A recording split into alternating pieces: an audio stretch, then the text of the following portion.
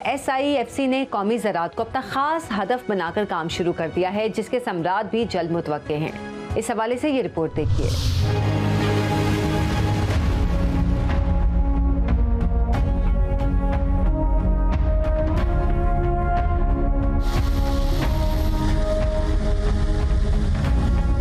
SIFC मुल्क में ज़रूरी इनकलाब के लिए कोशां। ग्रीन पाकिस्तान इनिशिएटिव के तहत मुतअद्दिद इक़दामात। खानेवाल के इलाके पीरोवाल में 5250 एकड़ अराजी पर कॉर्पोरेट फार्मिंग का आगाज कर दिया गया।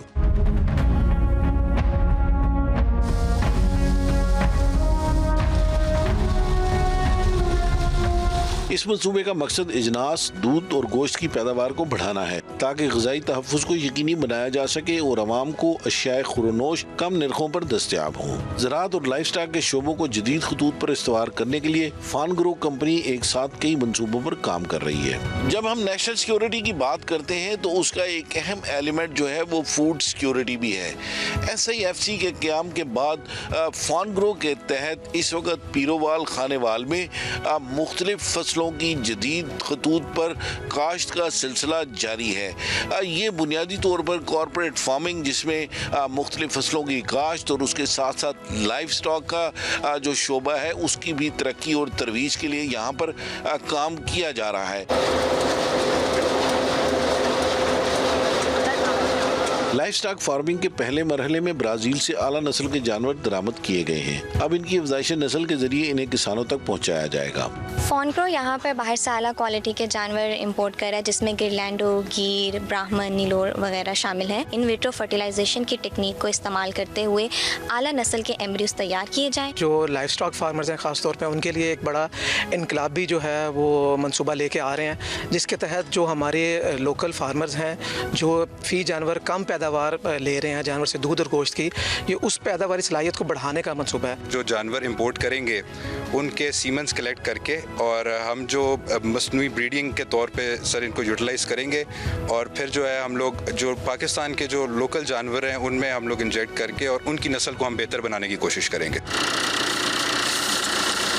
फान ग्रो ने काश्तकारी के लिए भी जदीद तरीन तरीक़ाकार अपनाया है और ऐसी मशीनरी का इस्तेमाल किया जा रहा है जो कम वक्त में ज्यादा से ज्यादा काम करने के साथ पानी की बचत को भी यकीनी बनाए। फसलों को पानी की फराहमी और अद्वियात के स्प्रे के लिए जदीद पिवट मशीन भी लगाई गई है, जो 14 घंटों में 167 एकड़ रकबे पर फैली फसल को सैराब कर सकती है, जबकि ड्रोन के साथ भी पानी और कीड़े मार अद्वियात स्प्रे की जाती है। सीड डेवलपमेंट प्रोग्राम के तहत ऐसे फसलों के बीज तैयार किए जाएंगे जिससे फी एकड़ पैदावारी सलाहियत में इजाफा होगा। इस मकसद के लिए तेजी से ग्रीन हाउसेज और लेबॉर्ट्रियां कायम की जा रही हैं।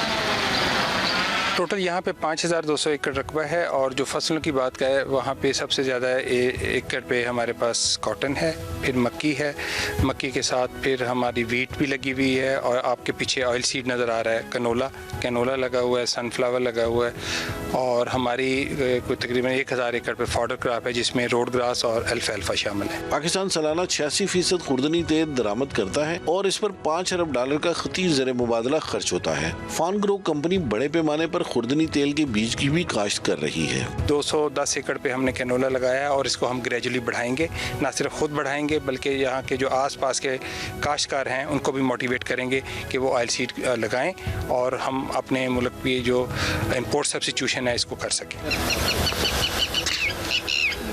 तशवीशनाक बात यह है कि गुज़श्ता कुछ सालों के दौरान पाकिस्तान में कपास की काश्त के रकबे में 30% तक कमी आई है। फान ग्रो ने अब 800 एकड़ रकबे पर कपास की काश्त की है ताकि टेक्सटाइल समेत दीगर मसनूआत की बरामदात में इजाफा हो सके।